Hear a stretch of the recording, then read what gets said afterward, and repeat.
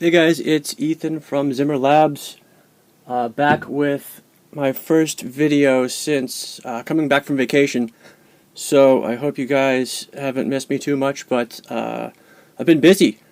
Right around 2.5, 3 weeks since I got back, and I've finished a few really fun, really cool builds. This is the first that I want to show you guys. This is a Roman Props MK1 done in chrome. This is the shiniest you can get it from Romans. This is a beautiful hilt. It's really heavy. Like I've said before, it's girthy. It is. It's girthy. But it's beautiful. It's really accurate. There's almost nothing to complain about with this guy. The only thing I'm not huge on is this bubble strip, the way you have to get the buttons to work, and the design of the blade connector area up inside the emitter. That's because it was designed for a Luxion saber, so it's no one's fault. It's just putting neopixels in it gets a little funky. But other than that, this thing's awesome. It just really is. So what we did here, this is for Brad. Brad has been waiting for at least a year for everything to be ready, for all the parts to come in, for all the stuff. And he's been incredibly patient, and I just wanted to get this video done first because it's done, Brad. As long as you're cool with it, and as long as there's nothing you want to change, this is ready to go out. What it is Obi-Wan, A New Hope MK1 with a Rudy Pando crystal chamber, crystal reveal, spring-loaded, with a Dmitry Shtok Custom Worx chassis, quartz crystal chamber, Teensysaber, neopixels, rechargeable lithium battery, all the works. And I have to give a quick shout out, props to Dmitry at Shtok Custom Worx. This chassis is awesome. His work is, those of you guys who have dealt with him or have got his stuff before, his work is really amazing. Like, he impresses me every time I work with his stuff. But his designs are great, and everything just fits. Like, the precision is so perfect. Like, this was a pleasure to build like no other saber. I mean, I think I did this in a day and a half. So that tells you probably a lot, hopefully. But let's get into it real quick. So, obviously removable blade.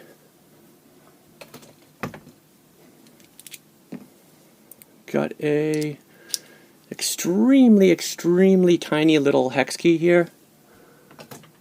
Actually, this may be one of the few other qualms I have with this hilt. That is your set screw right there, that tiny little thing.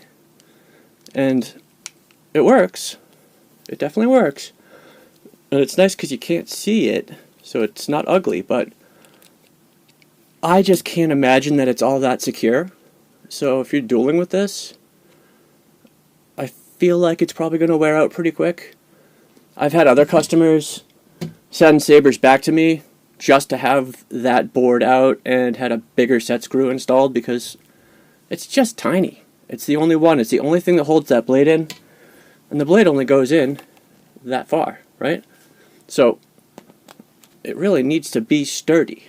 And don't get me wrong, it's a nice tight fit. It is sturdy as hell, but, you know, it's a tiny screw. Anyways, I'm on a tangent. I apologize. So, TCSS pogo pin connector. We've got, let's start on the bottom here. Take a little plastic spudger to pop the end cap here. This is how you access the important stuff as far as settings and charging and everything. So we've got, let me focus for you guys.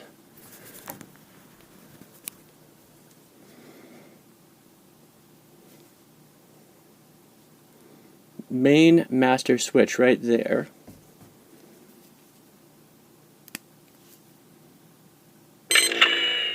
She's on. And you get your SD card access right here. Just a pair of tweezers, slides right out. USB access for Teensysaber programming, and then a micro recharge port right there. So all your four main important electronic things are all right here on the end. That obviously is not how the chassis came. That required a little careful cutting and redesigning, because when you're dealing with the Teensysaber, it's two boards, hopefully soon, not for long, but it's two boards. You have to have USB and SD access, and this chassis didn't have a spot for a main kill switch, but right there is a good enough spot for me. And a master switch is so much better than a kill key for so many reasons that I kind of felt like it was important to put it in there. Anyways, so just pop the cover back on. Buttons are here. Two buttons, one on the top, one on the bottom.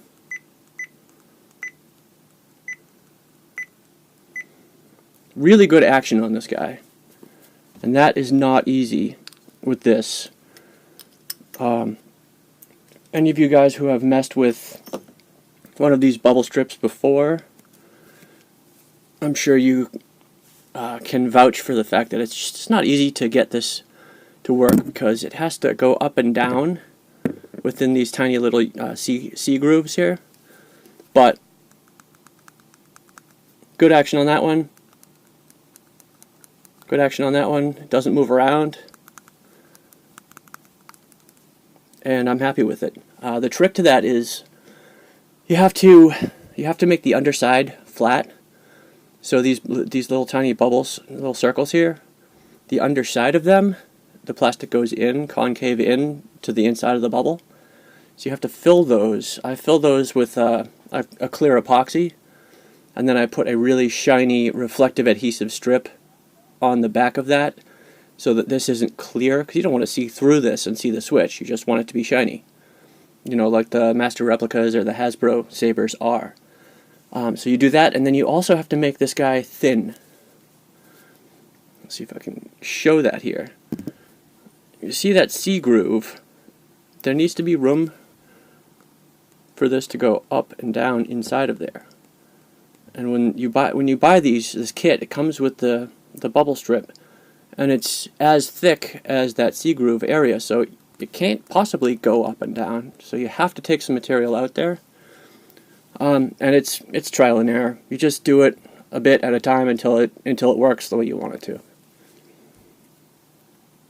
I think that's probably the thing I spent. No, it's by far the thing I spent the most on building the Saber, was just getting the switches to work well.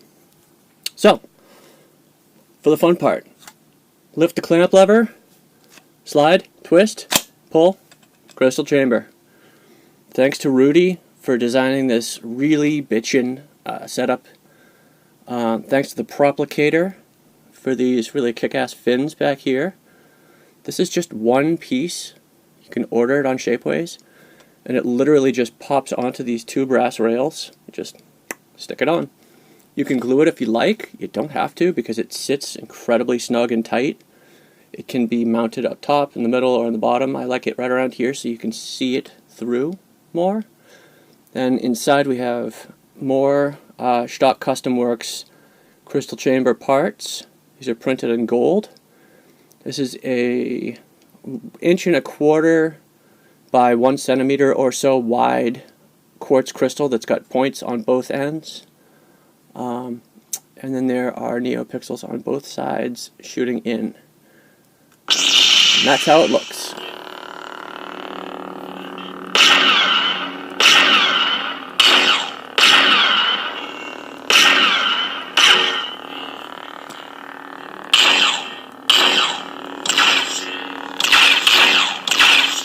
Just really, really a nice looking crystal chamber.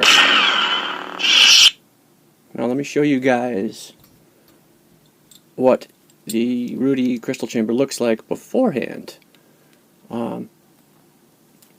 As you can see,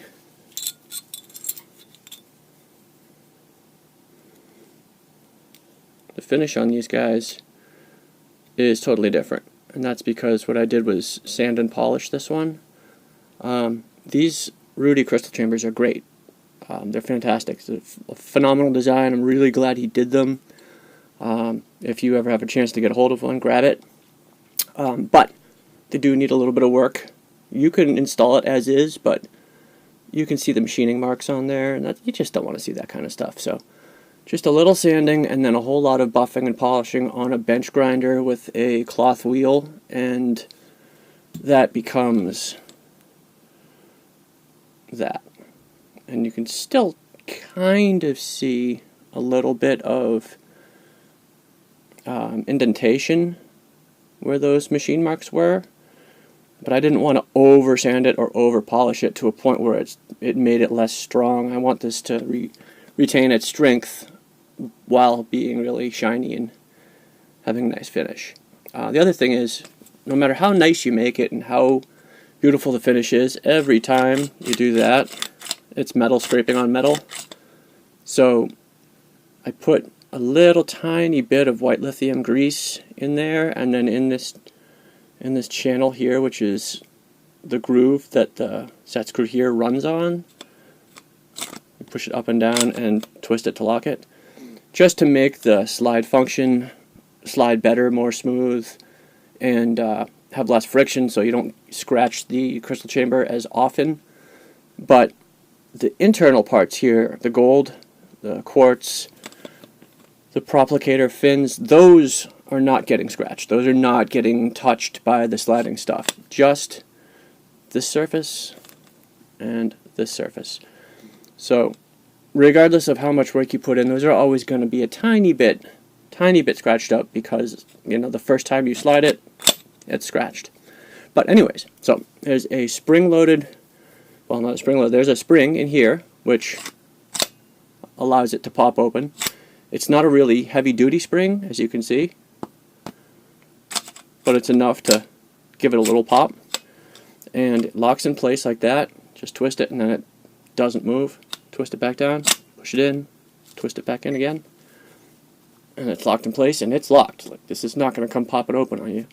And then you clamp down again to lock it permanently, and this is rock solid. It's not going anywhere.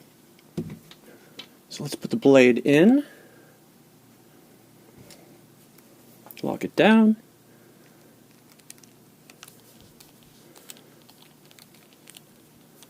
it doesn't need to be too tight, just enough so you can feel it biting into the blade, and it's not going anywhere.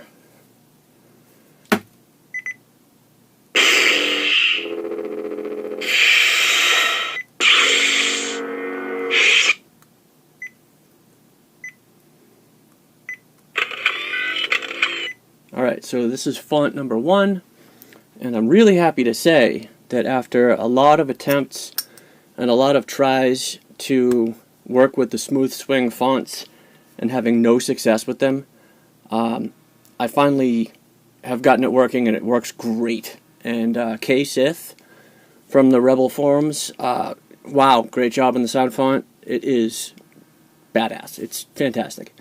And here it is.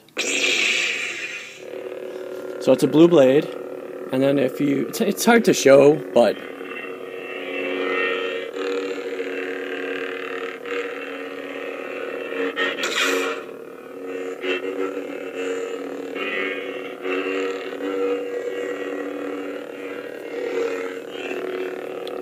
it's no longer playing swing sounds when you swing it around.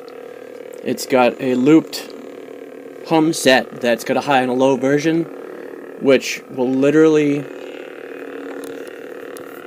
depending on how fast you are swinging it, it will play it higher, lower, faster, slower, and it's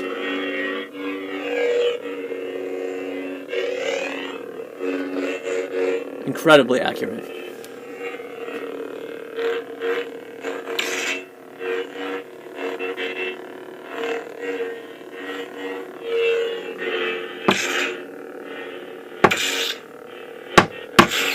I absolutely love the smooth swing concept.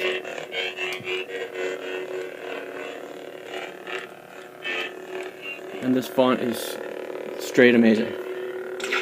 So we got blaster blocks here.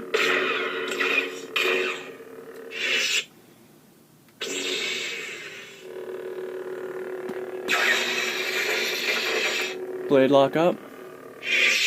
Next font, next blade preset. This is called Sky Blue, I think. No, this is Steel Blue, and it's like a really light gray blue with a blaster block in yellow.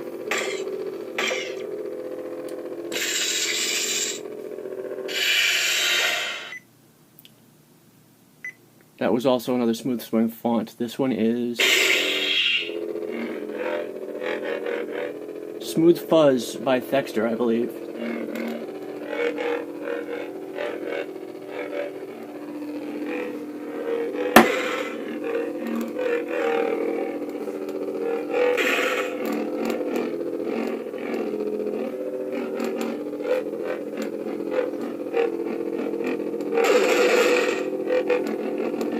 As you can see, it's incredibly responsive.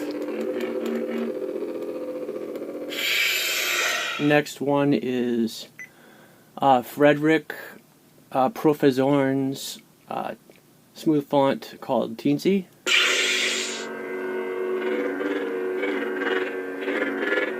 Also really good, really accurate.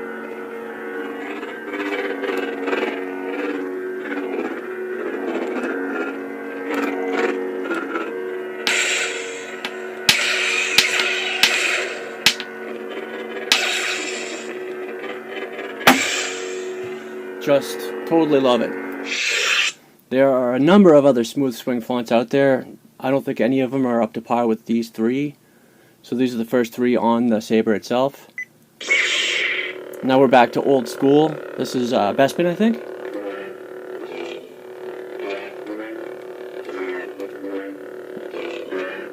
So it's still responsive. It's still pretty accurate, but you notice the difference right away.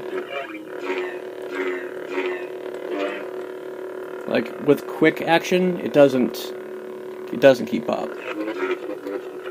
Actually, it's pretty close still.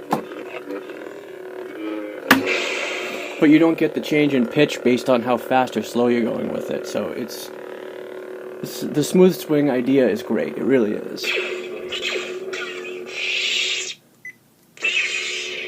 Next up, Green Blade with Sentinel Soundfont, one of my favorites. This is a really aggressive, pulsing, flickering cyan.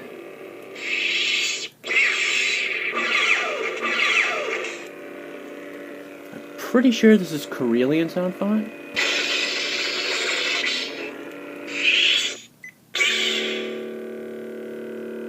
This is a really light, flickering blue.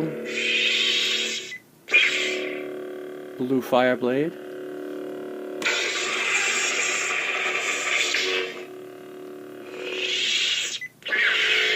Green Return of the Jedi Fireblade.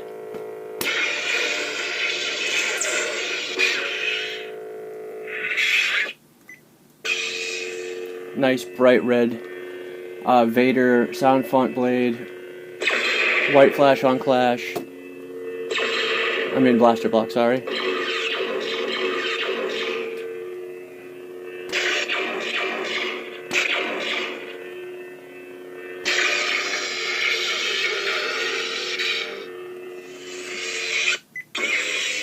This is a yellow audio flicker blade.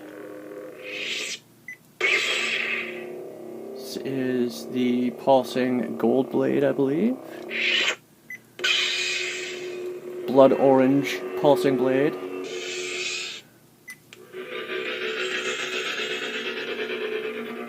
Cycle blade, also known as Tron blade.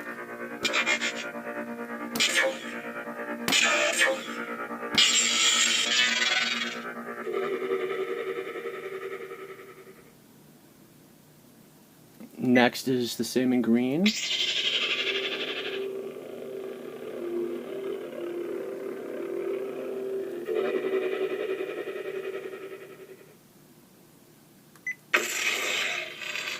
is a Fireblade, but this is another SmoothSwing font. So this is, I think, KSith's Smooth Crossguard.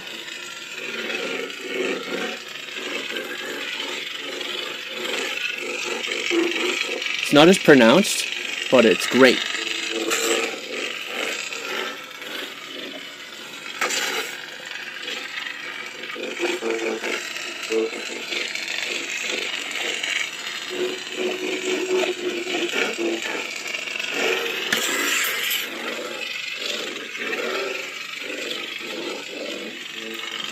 I hope that's coming across for you guys. It probably isn't, but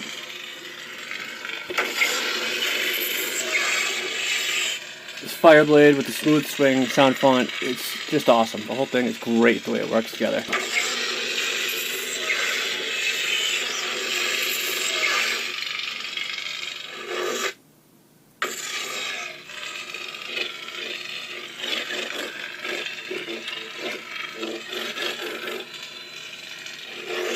Now, to compare it, regular Fireblade, not smoothswing. Oh, just kidding. That's a rainbow. Strobe blade. This is what I call electricity. Thanks to input from Frederick Profazarn and from Teensysaber. It's kind of what both of them suggested with some tweaks from me, and it sounds like electric static, and it really does in person look like just a bar of electricity. It's pretty sweet.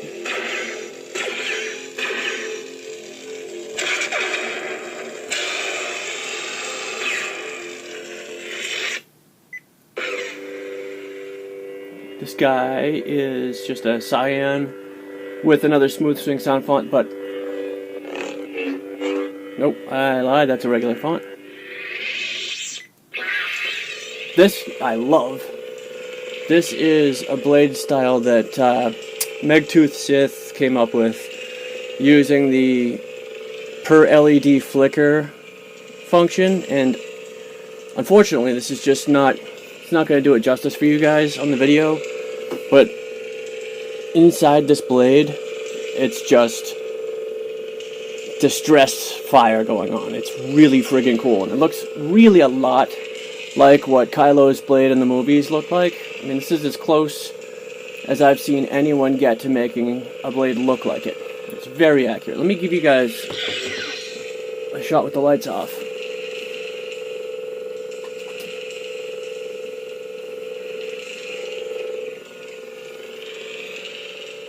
You can see if you look in the reflection here, maybe. Yeah, you can see that it's alive with static and randomness, and it just looks like it's an aggressive kind of pulsing fire.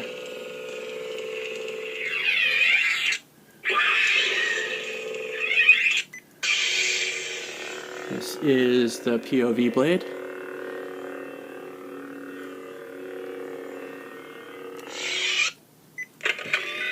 Battery indicator blade showing it's full, and back to the beginning. Now let me show you guys the crystal chamber in action.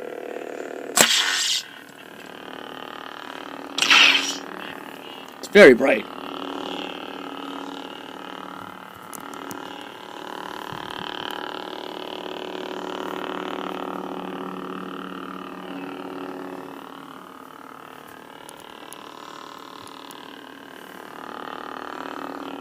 We got it focused in.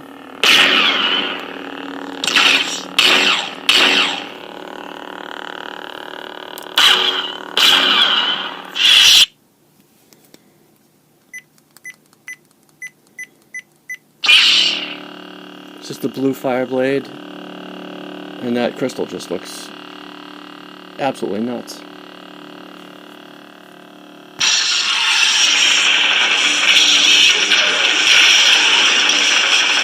That was a blade lockup. Here's green. Fire blade, that is.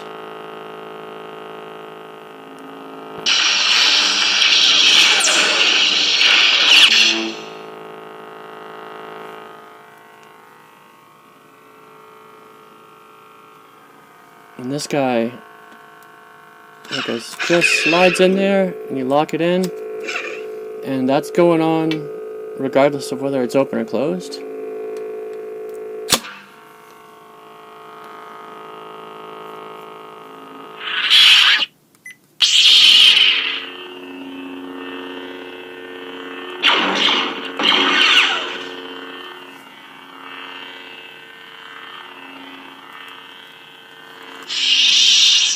I think that's about it. Let me just get the lights.